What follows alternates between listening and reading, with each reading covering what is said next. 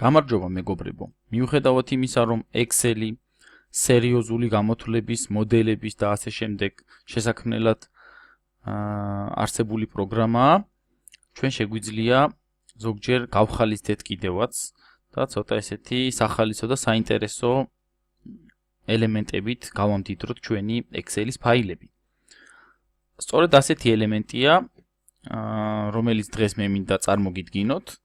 როგორც ხედავთ, ეს არის smartphone-ის ელემენტის ტიპის სამგანზომილებიანი გამოსახულება და იგი გვიჩვენებს რაიმე სამუშაოს, საქმის, რამე პროცესის შესრულების სტატუსს. ეს სტატუსი გამოიხატება პროცენტული სიდიდით.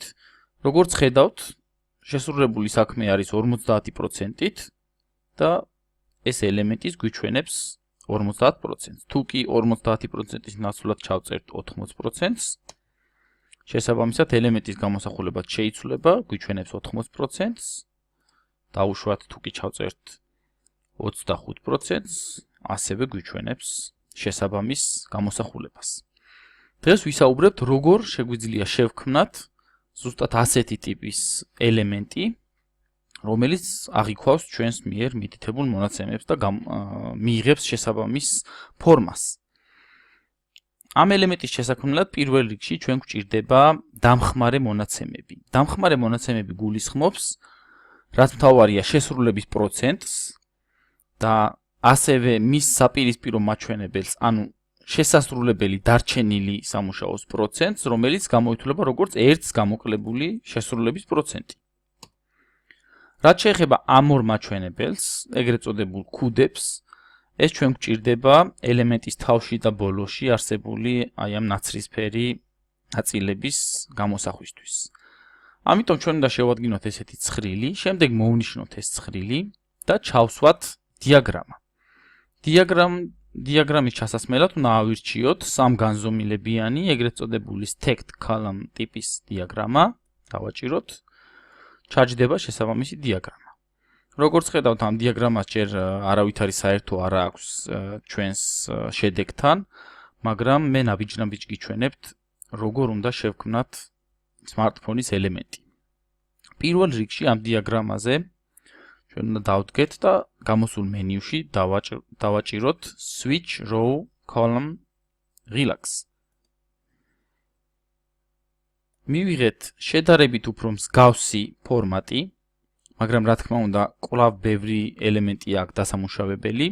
შემდეგი ნაბიჯი არის, რომ დიაგრამას ჩვენ უნდა მოვაცილოთ ყველა ზედმეტი ღერძი ან რაიმე დამატებითი კომპონენტი.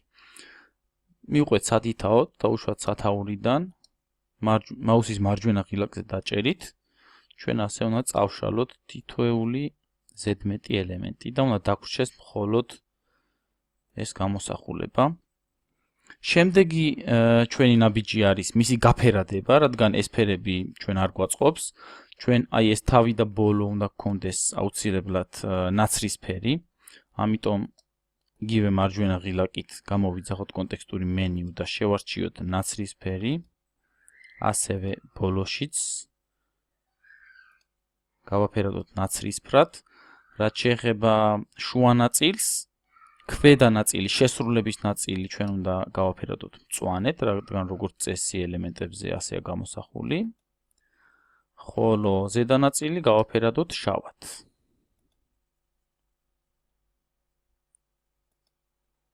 თუმცა ეს შავად გაფერადება მთლად მოსახერხებელი ვერ იქნება გამოსახვისთვის, რადგან უნდა ჩანდეს სამგანზომილებიანი მწვანე გამოსახულება, ამიტომ ამ შავ ფერს ჩვენ უნდა გავუკეთოთ გარკვეული გამჭვირვალე ეფექტი. ამიტომ კონტექსტურ მენიუში ავირჩიოთ format data series. გადავიდეთ გაფერადებაზე და ავირჩიოთ ცოტა უფრო მაღალი მასშტაბის გამჭვირვალობა.